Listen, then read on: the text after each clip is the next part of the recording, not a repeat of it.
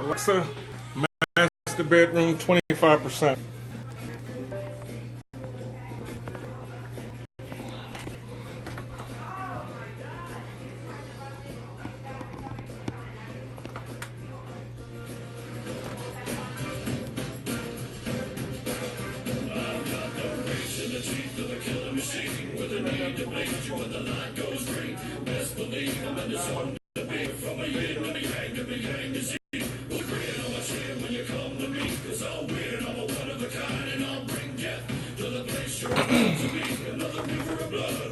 Hey guys, Warrior Palmer Hour.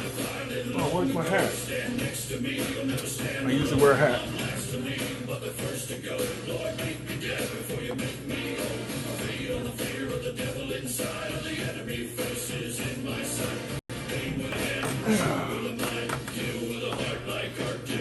Wait for you guys to tune in. That's my theme song going off. Oh yeah. Let's crank it up a little bit. I don't have the rights to this song. Ain't that what we're supposed to say? So I'm gonna have a special guest today. And I'm gonna enjoy today's segment.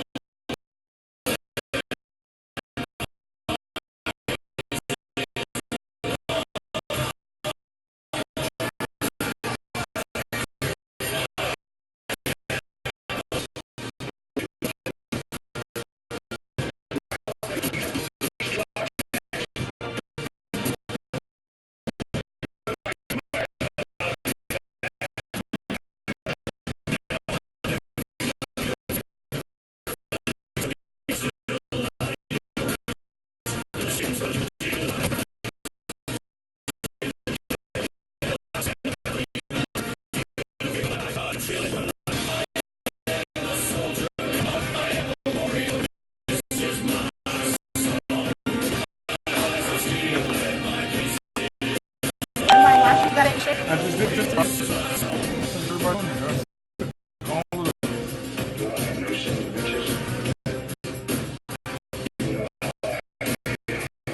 only been on for 20 minutes. Let's pause that.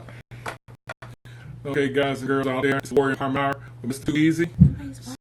So this is Mrs. Too Easy. I'm going to record it on IGTV. So they can get back. So of course, always starting with that theme song, the Warrior song. So I don't own the rights to that song, but that's what I listen to. And then, of course, I'm working through my Comcast, and then Alexa with our lighting. So Alexa, master bedroom 20%. Boom. Okay, that looks good. What do you think, babe? That's fine. Okay, great. So today's topic is going to be the before I start with today's topic. So of course, if you guys are new to follow Warrior Palmer Hour, I'm also on WRGG every Sunday from 6 to 7. Warrior Palmer Hour on 90.7 FM. So I'm just a combat veteran, 16 years. That tells about my journey from before war and after the war and during the war. And I don't speak for all veterans, but hopefully something I say can help you help out another veteran or another person that may be going through the same thing, or you may find symptoms of what I'm talking about to kind of give you some education on how to approach another person or another veteran. So, and with that, our topic today will be combat PTSD, triggers, and spouse. The VA call it caregiver. What do the word call it again? Family support. Family support. Okay, so of course, as a combat veteran, there's a lot of things that I do or don't do that may create triggers throughout the household. So, for example, when I isolate, my family support, my wife, Mrs. Too Easy, kind of knows how to notice that and notice how to stop me from isolating. But even more, we're going to speak on how it does affect the family support / caregiver in the long run. Okay, because at the end of the day, we've been going through our little classes at the VA because I go to Martinsburg and we have a treatment team. So imagine the veteran being gone for, let's say, 2 years. Okay, so of course your family support, your spouse, your caregiver, whatever label you want to call that person, is running the household with the children. Okay, so imagine if I'm an E5, which is a sergeant. So next chain of command is an E6 staff sergeant, first sergeant, So imagine as a platoon sergeant, you got your first sergeant that you report to. So now she's the first sergeant of the household. Okay, because you've been gone for 2 years. Okay, so of course she's handling the bills, the little league sports that all the children are playing in, the school work, the PTA, the grocery shopping, every single thing, mowing the lawn or whatever goes with while you're gone. Okay, so then you come back, and I can only speak on me. So I'm thinking I come back, I'm going to pick up where I left off from. Okay, so I'm the head of household. This is what I'm going to do. Boom, boom, boom, boom, boom. But guess what? She's been doing it. She or he has been doing it the 2 years you've been gone. So you bump heads, there's a little friction. Now, of course, for me, as an Army veteran, combat veteran, when I came back, I wasn't good on communicating. Okay, so I'm not speaking for all veterans, but some of us don't communicate well when we come back from a combat situation. Okay, so of course it took some time and some educating on how to talk to one another in a positive way without taking shots or being disrespectful, so to speak. Would you say? Yeah. Okay, so of course she's going to chime in because I may go off, because I do go off sometimes. I can chime in anytime you want to. Okay, I thought I was just going to do Q&A. Well, there's going to be Q&A too, but I'm always off the cuff. Okay. Okay, but I'm gonna start the Q&A now because that's my cue. You don't have to start it now. I know, but so for example, I can speak a little bit on how the techniques or whatever, as far as the drive and motivation. You can do that. So it was easier once I got an understanding of how PTSD affects the mind and got an understanding as to why he does some of the things that he does, and how the part that I could play in the way that we communicate or way I communicate certain things to him. So if I want him to receive something or receive what I'm saying, I can't be I can't use like an accusative or I don't know how to say it. Accusatory way, or you're accusing. Yeah, so I have to choose, so to speak, choose my words wisely so that he's able to receive what I'm saying, and that came along with me getting the knowledge of the way PTSD affects the mind and affects the way an individual communicates and affects an individual's way of thinking. Mm-hmm. So that came through, I got that knowledge through, attending couples therapy and group therapy, couples group therapies and things like that. Mm-hmm. So I had to be open to, getting that information and getting that knowledge. Yeah, it is key to be very open-minded whenever you do anything that any kind of therapy, and especially in mental health, because I know for me when I first went to the VA, because I had my episode back in the day, and I wasn't really open because she was like, hey, there's something wrong, we need to figure this out, take it to the VA, da da da da. So of course I did an inpatient. Excuse me. I did an inpatient, and it was really scary for one, and then don't know how to receive it for two. So I was just fortunate enough to have one of my treatment team leaders. He said, "I'm not here to change your mind or your way of thinking. I'm just here to see if you can." What did he say? How can you have? What did he use? How can you change the situation, or how can you go about it a different way? Okay, because of course, when you have combat PTSD, and you have other things like your hypervigilant, survivor's guilt, depression, anxiety, isolation, all that is from experiences. So in my mind, it was real. No facts behind it, but it's real because I experienced this one thing, and whatever negativity I've done, I got positive results. So basically he says, okay, so why don't you look back and say, okay, how can I have done this differently? So if I go to Walmart and I know they're crowded, let's say at noontime, okay, and someone bumps my basket, but it's crowded, I know it's crowded, and I get frustrated. How can I change that situation? I could have waited till 2 p.m. I could have waited till 1 a.m. Okay, so if I already know it's going to be I'm not going to use the word negative situation, but I know it's going to be some kind of anxiety or something in there that's going to get me peaked, then I should be smart enough or vigilant enough to say, okay, you know what? Is it that important I do it right now, or can I wait until later? Okay, and that's what almost any situation, whether it's, because I used to have road rage. It was a lot of irrational thought process. Yes, a lot of irrational thought process. His thought process was very irrational and just completely either black or white. There was no gray. Yeah. And it's so all or nothing. That's how he would rationalize everything. Is like one time I used a slang term when I addressed him, and he thought I was calling him another person's name. Right. You know what I'm saying? And then it took a long time for me to have to let him know that no, that's not. I'm not calling someone else's name. That's just a way of thinking, like you say, man or bruh or something like that. So it was a lot of irrational thinking. So even in our relationship, the way he would rationalize things was just completely left field. So I knew that about him. So I told him, if you feel like a certain, like he would get a thought in his mind and just run with it, and would not, and just would react, and his actions would be based on that irrational thought. Mm-hmm. So I had to say to him, well, if you're feeling a certain type of way, or you came to a conclusion, at least let me know what that is, so that give me the opportunity to let you see, give me the opportunity to let you see another point of view. So then after that, you can just do whatever it is that you choose that you're going to do. But at least give me the opportunity to tell you from my point of view, what it is, because what you're thinking could be completely wrong. Right. So that was, that was definitely something that we had to work on. He had to work on, and then also, like if I would do something for him, like if I would bring him something to drink or make him a plate of food, he's like, well, why are you doing that?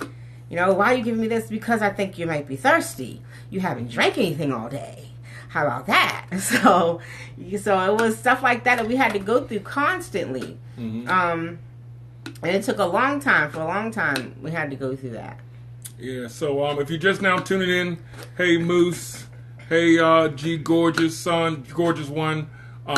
Today's topic is on combat PTSD and how it affects the family support and the / caregiver, whatever name you want to name it, or spouse. So of course, I only talk about my experience through my combat experience, but hopefully what we talk about may help someone in the long run with one of their family support members as well.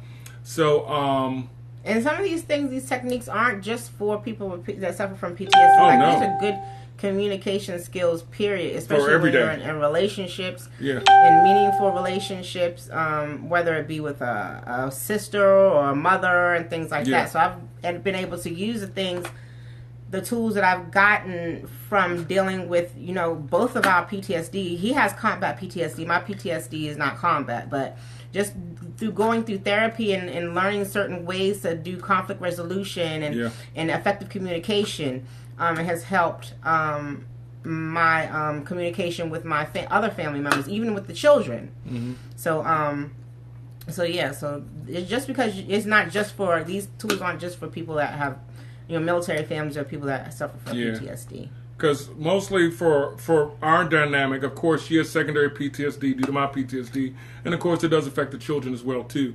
So on that, I will ask her a few questions, and some of these are just basic questions at everyday living.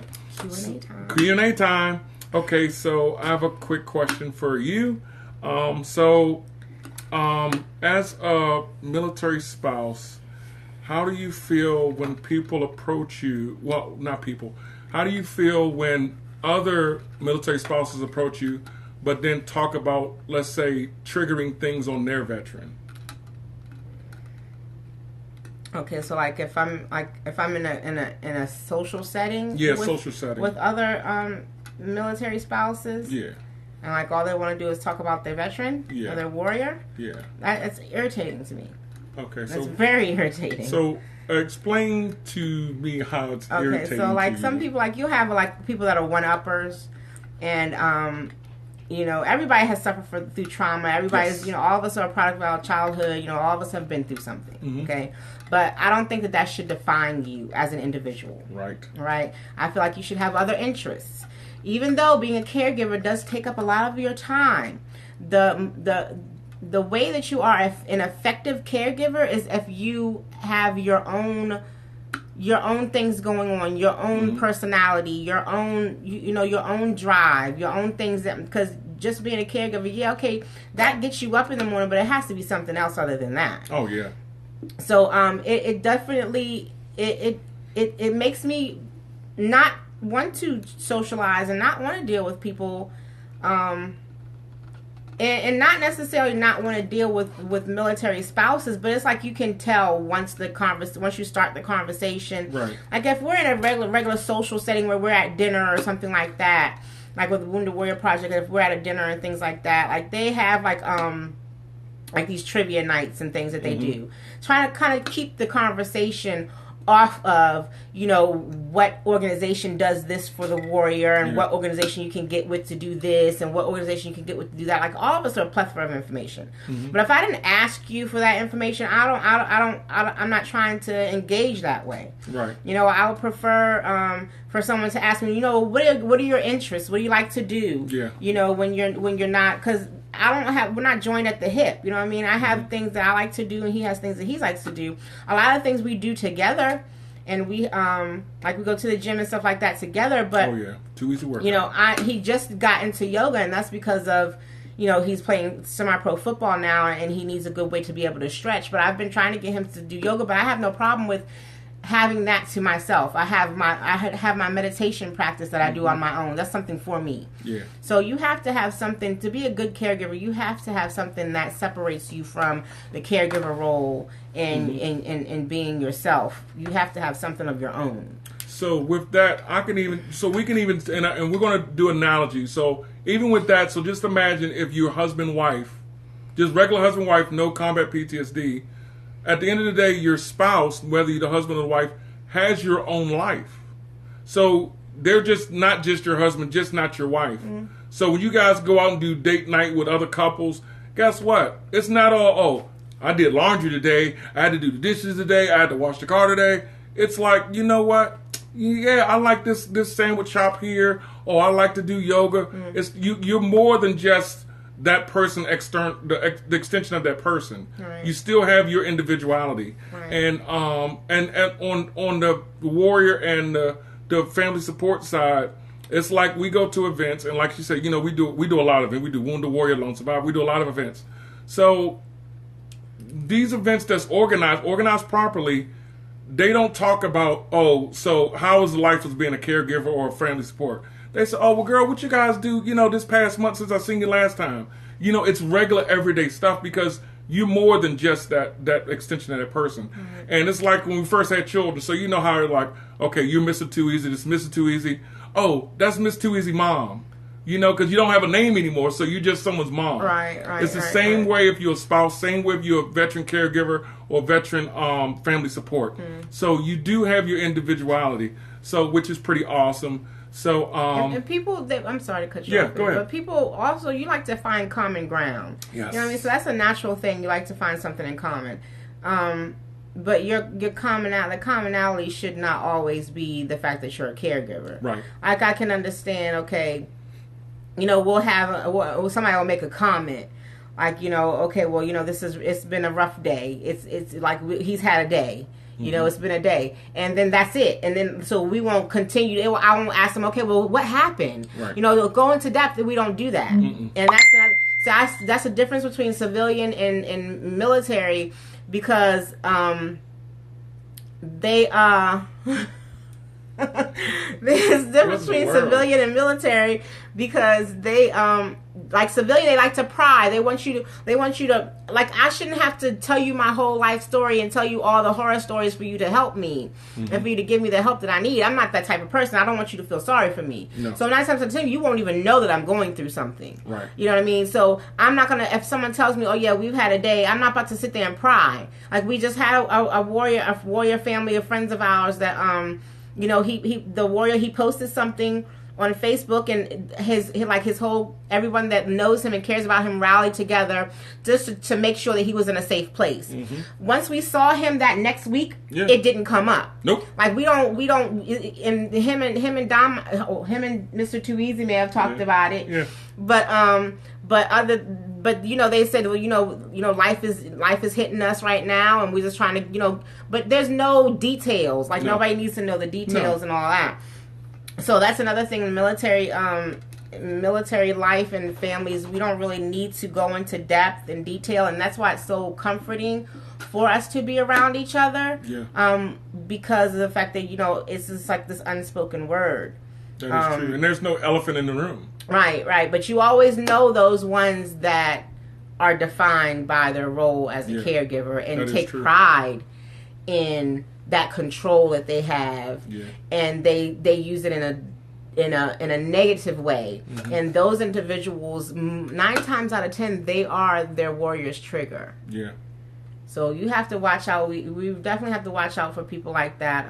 We have, I maybe have one good friend, and me and her, we have real common. We have commonalities in our personality, in our problem-solving skills and things like that, and also in our interests. Okay, so she's a very spiritual individual. So we have a common way of thinking. I love going out and being with her and being around her. However, we don't see each other every day. Nope. If she's going through something, she doesn't call me. If I'm going through something, I don't call her. See, that's the type of people that we are, and that's fine. If I'm going through and if I'm having a bad day, and I'm not feeling it or whatever, I don't go and pick up the phone calling people and talking about, this happened and that happened and crying on anybody's shoulder. I'm not the type of person, and she respects that. Yeah. So everybody wants to have some type of commonality, but it's just a point of, respecting each other and respecting the space that an individual is in at the moment. Yeah. And just so you guys know this tuning in, and we guys are going to play this back at IGTV. Our relationship isn't the perfect relationship, but it's perfect for us. Me and my brother, we used to always say, well, we don't want, the perfect spouse. We just want someone perfect for us. And, Mrs. Too Easy is perfect for me. I'm not asking her to be 100% perfect. I'm not trying to be 100% perfect, because I'm working on the new me. And I'm just happy, she sticks by me through the hell I put her through. Because you guys know last week when I did my little podcast, when I went live, the topic was basically how I not really pissed her off, but she expressed how I'm not communicating with her, but my outlet is Warrior Empowerment Hour. So to me, I'm like, well, there's nothing to communicate because I put it out there on social media. You log in and watch me anyway, but still, that's not the same. And what did I say to you when you said that? You remember what I said? I forgot. I said to you that I'm your wife. I don't want to hear about your issues when everybody else hears about it. Oh yeah, that's true. That's what she said. So so now I'm learning to talk to her about it, and then at the same time try to say the same thing on my radio station and on my live. Which to me is kind of difficult because I just shoot from the cuff. You know, I don't do no script. If I fuck up, I fuck up. It's just that easy. You know, but not in the relationship part. But and that's why we decided to do this one jointly together.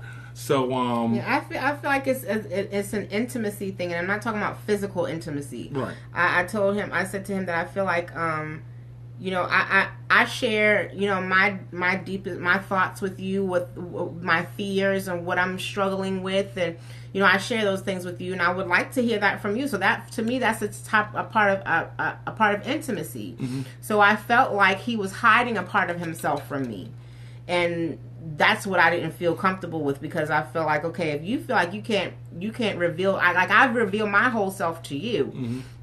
And only you. There's no one else that, like I said, I don't call, if I'm going through something, I don't call anybody. I don't tell anybody. Nobody would know. He's the only person that would know if I'm going through, you know, or how I feel about anything, if I'm feeling fearful, anything like that. So he's the only individual that knows. So I feel like, okay, well, why are you not reciprocating, doing the same thing? I would like to be that for you, you know. So that was my main issue. I would like more intimacy, intimate communication. Yeah, which is you know, I'm learning through it. And you know, we used to do our couples therapy. Yeah, family couples therapy when we was at the VA. What was it? Dang it. That's when the facilitator was saying what intimacy was. It's not just a physical or sex thing. Right. It's just in talking. It's in cooking. It's in every single thing. But the definition of it sounds, you know, like, oh my God, intimate. Taboo. Yeah, when people say intimate, but it's not. Yeah, it's not physical. So, it's not physical, sexual type. Yeah. Thing. So, you know, just things like that I'm still learning, because, you know what, I'm not perfect, you know, and I know I'll never be perfect. And I'm not perfect either. Don't get it twisted. I come with my own set of crazy. Right. You understand? So I know that I'm not easy to deal with, but at the same time, I have gotten I have become self-aware enough to know how to communicate that. And we're perfect for each other. That's the thing. So, like, she compliments me, I compliment her on our craziness, or, you know, whatever it is. But it's perfect for us, and it works for us. So, you know, we're out there, and people say, oh, man, you guys just a perfect couple. And I've been thinking, perfect couple? I say, shit, y'all don't know what we go through every day. You know? And also, as a caregiver, and I'll let you elaborate, because we talked about this on the ride home the other day. So, okay, life, how can I put this? Life of a caregiver is more than just caregiving and being a spouse. So, you know, there's a stigma. Well, I can say it's a stigmatism. So some people think, oh, well, you're a veteran, you was in the service, so you guys got it made. Well, you know what? Life still happens. The cars still break down. Bills still need to be paid. Children still do after-school programs. You know, people pass away. Life still happens along with the combat PTSD, the secondary PTSD, the depression, the anxiety, the isolation, the hypervigilance. Life is still going on. Right. It's not just that little box. Right. So certain things have to still be tended to and dealt with, even though he's isolating. So 9 times out of 10, if everything is good and I don't per se, it doesn't require both of our attention, I'll give him his space. And, you know, I understand, you know, some people like to work things on there. Like, I'm the same way. I like to work things through on my own. I need to have my space to be, you know, be in my head and try to reason things out in my own mind. So I understand that, and I give him that respect. But at the same time, life happens, and life does not stop because of the fact that you need to isolate today. You know, so if I need his attention, or if I need his input in something, then I'll let him know that, and listen, okay, we need to deal with this. I need your help with this. You know, that needs to be dealt with. You know, I reminded you to do it. You told me that you were going to do it. You know, so, okay, it's time. You need to do it because it's a time schedule or something like that. So those are the only times when I'll be assertive. So not aggressive. Because it's the last thing you want to do is be aggressive with a person that has PTSD or anything, because of the fact that they'll get defensive and they won't hear or receive anything you are saying, and it's going to be a constant struggle. Yeah, because I'm like that sometimes. Right. So, and I'm the same way. If I feel like you're being aggressive with me and you're barking at me, I'm going to bark back. So you're not going to get a good response. So, so I'm not aggressive, but at the same time, I have to be assertive and direct in the way that I'm speaking to him and make sure that it's understood. A person on the outside looking in may see that as me bullying him or see that as something negative. Yeah, but it's but that's just the way. That's the way that we communicate. That's the way that sometimes we need those type of things, right? With each other. Because she do it more as if I'm still on active duty. That's how she kind of communicates with me. Right. Yeah, that's how. So you know how the Army is very blunt, straight to the point. Boom. Yeah. Look here, you said you're gonna do this. Do this. Boom, boom, boom, boom, boom. Right. You know, no fucking excuses. It's just like that. Right.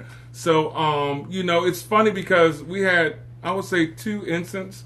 Like we had a family gathering, and I had an aunt over, and they was undecided whether it was going to stay.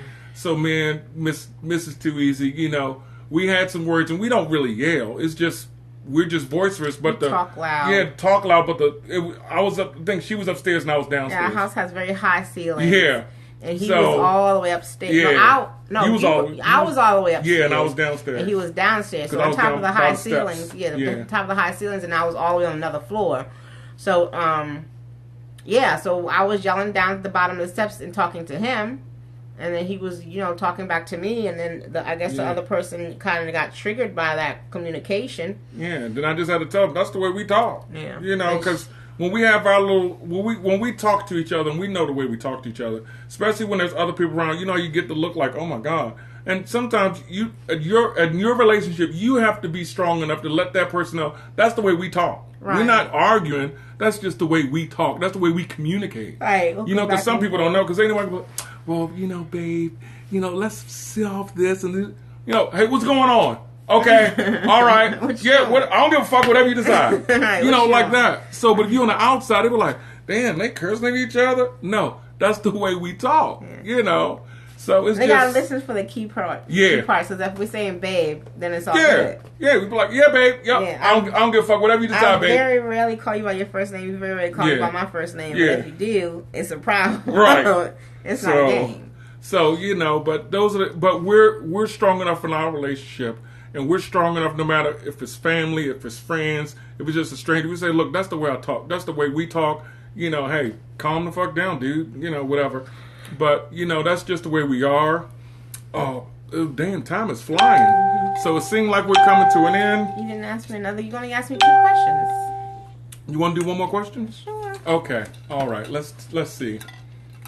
You know what? Let's do... This is about PTSD, combat PTSD. So tell the viewers how I was before combat versus after combat, if you can. So they can kind of get a feel. So when we were together before the war, and go back to when we first met. He was, you know, this very happy-go-lucky guy. He was very creative. You know, like to have fun, like to go out and, you know, I love the fact that I could go out and go dancing with him and go to clubs. I love to dance. I love music. So we would go out with our friends, you know, we just had a good time. We had parties at our house and stuff like that. Just, you know, just very, very, outspoken, you know what I mean? Just like I guess, like all around just man's man. He's a really, really good guy. I guess after, so that was pre-Iraq. So post-Iraq, or post OIF. Yeah. Post 9/11. Yeah. He was I guess, let me see. How can I put it? Reserved, but like a scary type of reserved. But because of the fact that my experience and what I was exposed to during the post 9/11 and dealing with post 9/11 soldiers, because I worked at the Armed Forces Institute of Pathology. So, if any kind of death that happened within the military, when the coroner does their investigation, of course they send it to a pathologist. So the pathologist gets the whole record of the pictures, everything, so they can determine, the cause of death and things like that. So unfortunately, I had to do several cases, sometimes for whole months, of soldiers that committed suicide. Okay, I saw the pictures of the brain splatter, the dead body in the crime scene, the dead body after, once the medical examiner examined the body, everything. So I already knew, I saw firsthand the suffering that was going on after 9/11, or after, soldiers would come back from Iraq and Afghanistan, okay? So I saw this firsthand. So I kind of had the inside eye on the cause and the effect of it all. Mm-hmm. So when dealing with my husband, I didn't look at it as though, oh, why are you so strange, or why are you so different? So I didn't compare. I knew that he was different. I knew that he was going to be different. I already knew what was what the latter part of it, what was the worst case scenario of it. So, but yeah, he was very reserved, but in a scary way. But then I already knew how to break through that. And so the techniques, I don't even know what I did. It was just something that I didn't back away from. Right. I didn't back up and like, oh, why is he acting like this? I didn't do that. So I kind of embraced it and let him know that it was okay. Mm-hmm. And I let him know that it's okay to feel that way. I understand that you're hurting. Okay? So I just let him know that and looked at it from a compassionate standpoint as opposed to judgment. Mm-hmm. I didn't pass any judgment on him. I didn't pry and ask her what happened over there. What did you do? I let it come naturally, And so yeah, I didn't judge him, and I faced it, for what it was, but yeah, he was reserved, and just like you look into somebody's eyes, like just like no emotion, like nothing there. And then when I recognized that, I knew that's what that was. So they didn't have a specific name for it or whatever. Well, I guess but it was mainly like the amputees and things like that, right. And guys that lost limbs that were at the Hotel Walter Reed. Yeah. So, what is the place called? Not Knitter House. What was it called? The hotel there. I know what you're talking about. I just forgot. But I would go, because I was like, when I was on my lunch break, I would go there to have lunch, because they had a cafeteria in there, and I would go there and have lunch and stuff like that. So you would see the veteran, the ones that lost limbs and things like that. But the ones that were whole physically, no, they didn't have any of them there. Mm-hmm. Okay, so those ones that weren't hurt physically, those were the ones that were committing suicide. Right. The ones that were missing limbs and things like that, like they were getting all the support. They were getting all the help that they needed. But the ones that were physically whole, they weren't getting any help. Those were the ones that were committing suicide. Mm-hmm. So, but yeah, I already knew, because I had like an inside view of it and the effects of it. And then, once he... after the second manic episode, I started reaching out and looking at the VA and got him the help that we went to the VA and signed him up and got him the help that he needed.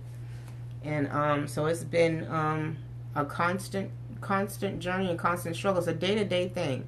Yeah. It's not like, you go there and you're fixed. No, you definitely got to put the work in. Yeah, you definitely have to put the work. But both people... If you have a spouse, the spouse needs to be educated as well. Mm-hmm. The spouse has to be open to the fact and come to grips to the fact that this is not the same person that left. It does make it a lot easier. And I say that because imagine just going through regular life, okay? And just say you have a job and you're a carpenter, okay? So you build cabinets and walls and shit like that, but then you come home and, you're supposed to ask you how your day was, but really don't really care how it is. or don't understand it. But then when you talk about an issue, they really can't comprehend the issue. So same with combat PTSD, depression, bipolar, isolation, survivor's guilt, separation anxiety, the same thing. If the other person don't understand or have the knowledge of what you're going through, then they can't really help themselves nor you. Or even attempt to understand. Yeah, so like... Hey, it's not a puzzle. So like Mrs. Too Easy said one time when we was at this couples retreat. It's just like what they say on the airplane. You got to take care of yourself first before you take care of someone else. Right. So get the education about what the person's going through first.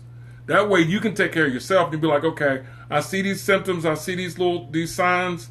You know what? Let me take care of this situation myself. Right. Let me get grounded. Okay, now let me take care of him or her. Right. Like boom. Okay, let me get you grounded now. Right, and get out of the mindset of being a victim. Right. Don't be in the mindset of being that you're the victim. Yeah.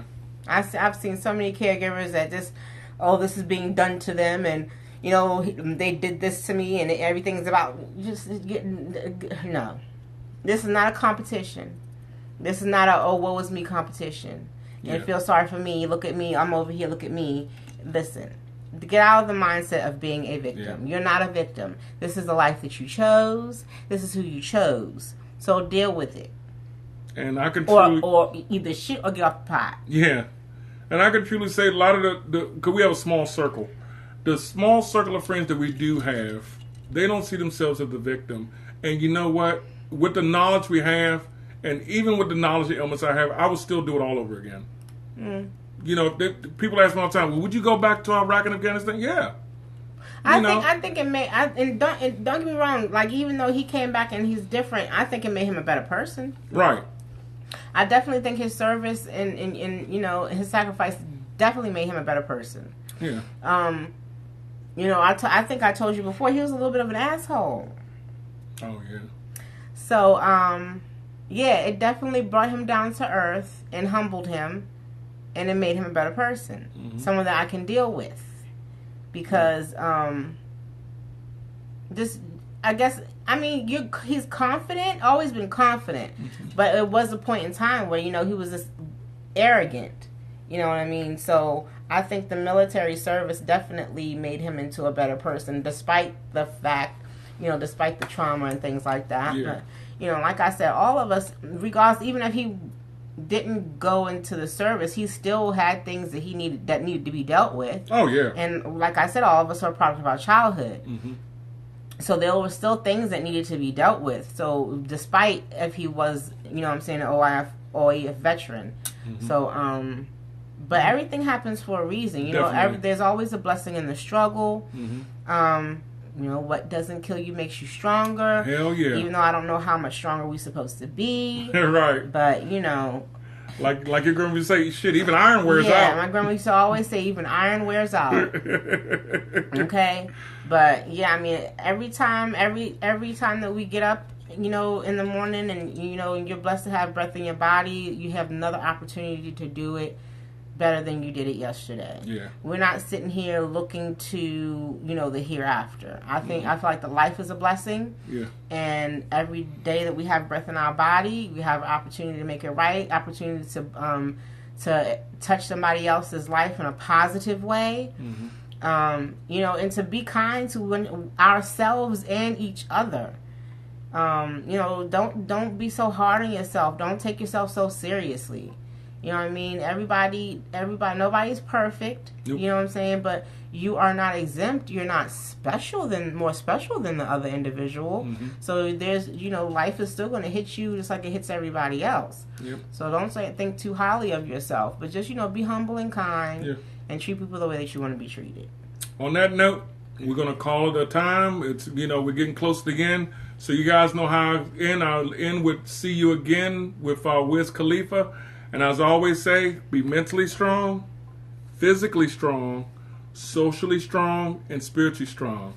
Peace. Thank you guys for allowing me to accompany you on this Warrior Empowerment Hour. So enjoy the music. It's been a long What the heck was that? without you, I don't know, I'm about to find out. Is that some old bitch and I'll song? tell you all about it when I see you again. Oh, it's a video. That was a dialogue. Yeah, this got to be caught sitting here in tears running out of eyes. Share. Okay. How long? Someone chain letters. Yeah, probably so. When I see you again. Damn, who knew? All the planes we flew. If you know it, sing along. That I'll be standing right here talking to you about another path. I know we love to hit the road and laugh, but something told me that it wouldn't last. Had to switch up, look at things different, see the bigger picture. Those were the days, hard work forever pays. Now I see you in a better place. See you in a better place. How could we not talk about family when family's all that we got? Everything I went through, you were standing there by my side. And now you will be with me for the last ride. Without you, my friend, And I'll tell you all about it. when I see you again. See you again. We've come a See long you again. way That's what I'm talking about. from where we began. Say what? Oh, I'll tell you all about it when I see you. I don't have the rights to this song. When I see you again.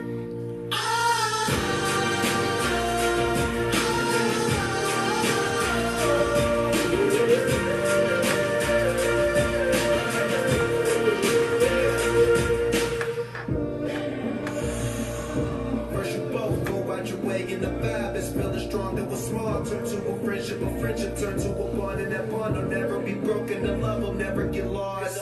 Boom. Be mentally strong. Love will come first, and the line will never be crossed. Established it on our own when that line had to be drawn, and that line is where we be. So remember me when I'm gone. Be physically strong. How can we not talk about family when family's all that we got? Everything I went through, you were standing there by my side. And now you gon' be with me for the last ride. Socially strong. Come on now.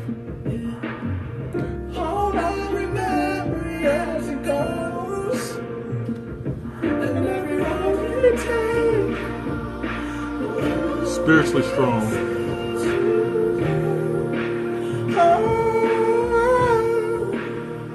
It's been a long day American muscle. without you, my friend.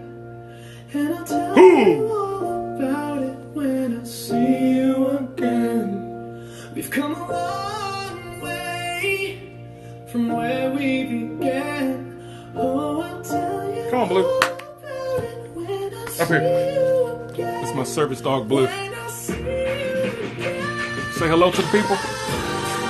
Oh, no, he went away.